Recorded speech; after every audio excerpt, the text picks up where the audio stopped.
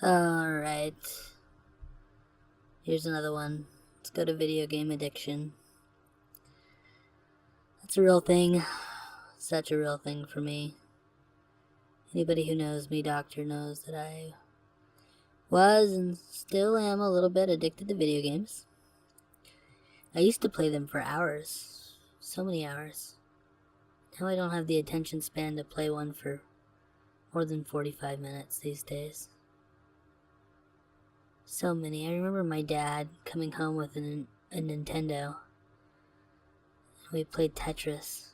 He used to be so good at it. I remember thinking he was so good at it, to get that little UFO coming, or getting the castle to rocket ship into space.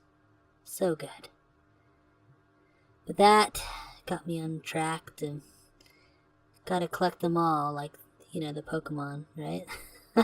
So I played like them all in so many games, and it was rough. It's such a good fit for my mind, instant gratification, shooting off those pleasurable synapses every time you'd hit that reward, right? It's like crack or sex, like video games are amazing like that. That's why a lot of people sit in basements and just do that instead of go have relationships, or because it's just as pleasurable, if not more pleasurable, to do those things. So it didn't help with my sedentary life. I didn't just play video games. I also played football for 8 years. I was a lineman in football. We can talk about football a whole another day, but I mean, I was active, and that helped my ADHD, because that's really good for it, is, the exercise and stimulation and stuff. But then I'd go and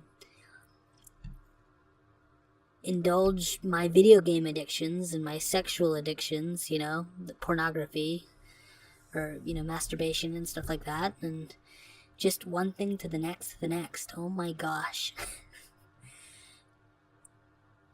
And I think after years of that, I don't know if you remember me talking about this last session or the session before, but I remember when I lived with my dad when I was alone, right? When I was going through my only child syndrome phase for 2 years, that I remember doing those things and I was completely alone. My dad wasn't there a lot, but I remember having friends over and not being fulfilled. And I couldn't quite understand why. I had such good friends, but I had all these addictions, and I think I craved, I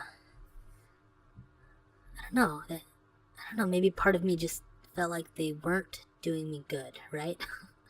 Obviously, I was not adjusting well. In this video game addiction, sexual addiction, food addiction, right? All these addictive personalities, I was not coping well, and I think I really got into a really deep bout of depression, and that's when I moved back to my mom's. I just had a impression that I needed to go, and I went. I think God intervened because He knew that that was not a very good, constructive pattern of living. It still isn't. It's funny, I still feel like a part of that's still with me now.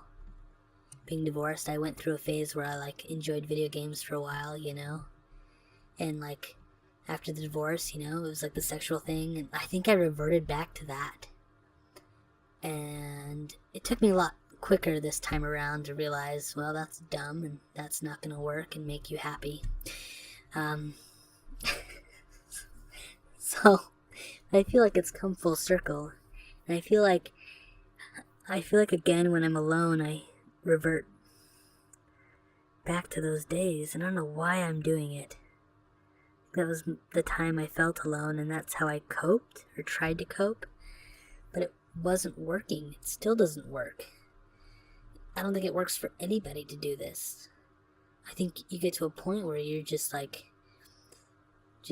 completely empty inside, and not like you need have to socialize and need friends, because that's a whole nother discussion, and that's all sorts of destructive to me too.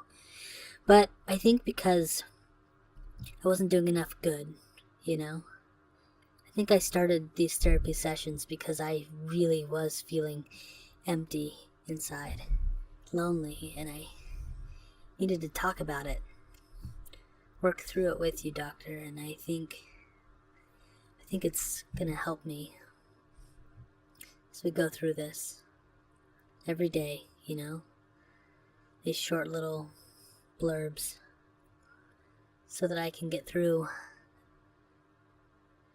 this reverting or whatever the heck it is that I'm doing right now, you know? And although now I picked up a little bit of alcohol, which is not good either. Oh my gosh. I've got nursing to distract me, but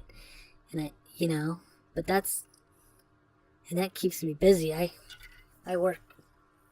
I do about 15 hours a day of nursing, you know, and it's like not enough. I've got to learn coping mechanisms, I guess. Better coping mechanisms. Because these do not work. I wish I could tell that to the world, that these are not really good. But it's what we tend to do. Or we'll find other addicting things to try and fill the void. But that's not enough. There's more to do. I think there's people we can help. I think nursing is part of that, but I think I need to do more with my life, you know? Help more people. I think that's my calling, you know? That's what I'm supposed to do. But now I need to get myself together and talk. Just talk about it. Maybe one day I can help people. Maybe I can have means to give to people. I don't know yet. But I'm gonna end there.